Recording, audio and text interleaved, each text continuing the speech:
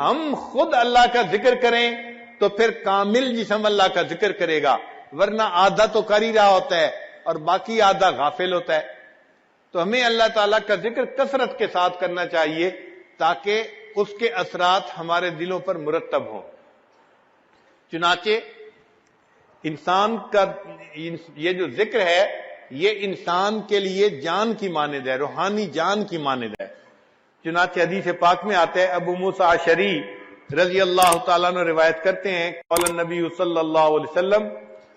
مثل الذی یذکر ربہ والذی لا یذکر ربہ مثل الحی والمیت، کہ مثال اس شخص کی جو ذکر کرتا ہے اور اس کی جو ذکر نہیں کرتا زندہ اور مردہ کی مانند ہے۔ یعنی ذکر کرنے والا انسان زندہ ہے اور ذکر نہ کرنے والا شخص وہ مردہ کی مانند ہے۔ تو یہ روحانی زندہ اور روحانی مردہ ہے گویا۔ دیکھیے اللہ کے حبیب صلی اللہ علیہ وسلم نے 1400 سال پہلے بتا دیا کہ ذکر کرنے والا انسان زندہ کی مانند اور ذکر نہ کرنے والا وہ مردہ کی مانند ہے۔ پھر نبی علیہ السلام نے ایک اور بہت پیاری مثال سے بات سمجھائی کہ جس طرح خزاں کے موسم میں درختوں کے پتے جھڑ جاتے ہیں اور خشک ہو جاتے ہیں، اگر اس وقت درمیان میں ایک بالکل سرسبز درخت ہو تو وہ کتنا حسین اور اچھا لگتا ہے۔ نبی علیہ السلام نے فرمایا کہ ذاکر اللہ فی الغافلین کالذی یقاتل عن الفارین، کہ اللہ کا ذکر کرنے والا غافلین میں بیٹھ کر وہ ایسے ہے جیسے کہ فرار ہونے والوں سے قتال کرنے والا شخص ہوتا ہے۔ وذاکر اللہ فی الغافلین کالشجرۃ الخضراء فی وسط الشجر الذی تحاط ورقۃ من الصریب، جیسے خزاں کے موسم میں بے برگ و بار درختوں کے درمیان سرسبز درخت ہوتا ہے، اس طرح غافل لوگوں کے درمیان بیٹھ کر ذکر کرنے والا انسان اللہ کی نظر میں یوں حسین اور اچھا معلوم ہوتا ہے۔ ایک اور حدیث پاک میں نبی علیہ السلام نے ارشاد فرمایا، صحابی اللہ عنہ کہتے ہیں کہ سمعت رسول اللہ صلی اللہ علیہ وسلم یقول ما صید سید ولا عضدت عضات ولا قطعت وشیجت الا بقلت التسبیح، کوئی شکار یعنی پرندہ شکار نہیں ہوتا اور کوئی ٹہنی نہیں ٹوٹتی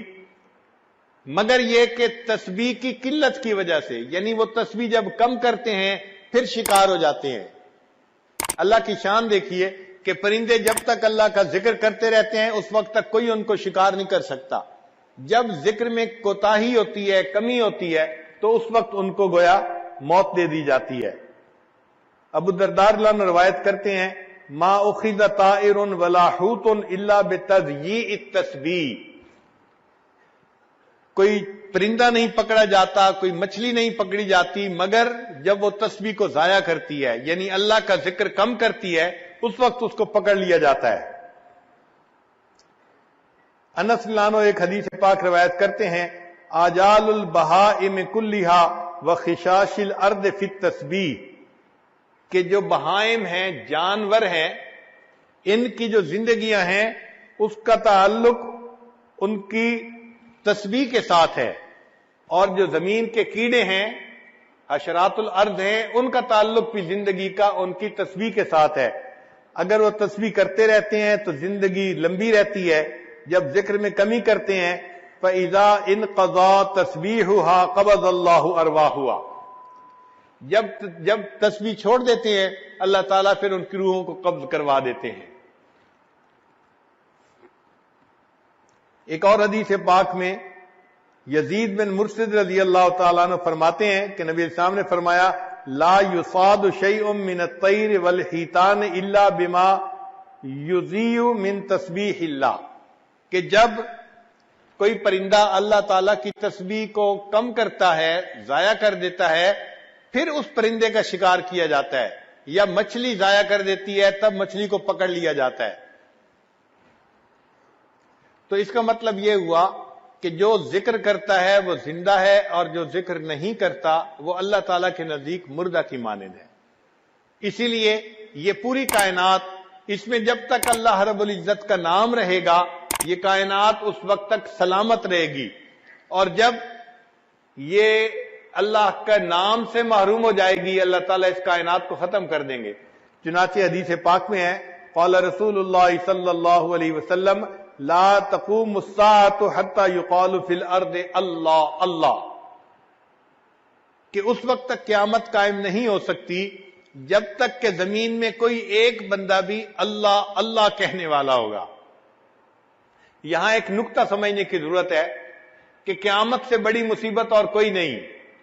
اتنی بڑی مصیبت اس وقت تک نہیں آ سکتی جب تک کہ ایک بندہ بھی اللہ اللہ کہنے والا ہے۔ اور ایک اور حدیث پاک میں ہے کہ اللہ تعالیٰ نے اسرافیل علیہ السلام کو حکم دیا ہے کہ اگر تم دنیا میں کسی بندے کو سنو کہ وہ میرا نام لے رہا ہے تو اس نام کو سننے کے بعد سور کو پھونکنے میں 40 سال کی تاخیر کر دینا۔ تو ایک دفعہ اللہ کا نام لینا قیامت جیسی مصیبت کو اگر 40 سال ٹال دیتا ہے، تو جو بندہ روزانہ ہر وقت اللہ کا نام لے گا، اللہ اس سے دنیا کی مصیبتوں کو کیوں نہیں ٹالیں گے۔ آج ہم تعویذوں کے پیچھے بھاگتے ہیں اور عاملوں کے پیچھے بھاگتے ہیں، ہمیں اصل میں سمجھ نہیں آتی کہ کرنے کی کیا ضرورت ہے۔ ہم اپنی زندگی شریعت کے مطابق بنائیں اور جو اذکار ہیں ان کو کریں، اللہ تعالی ہمیں پریشانیوں سے بچائیں گے۔ مغیر الاحوال اللہ رب العزت ہیں، وہ پھر حالات کو ٹھیک کر دیتے ہیں۔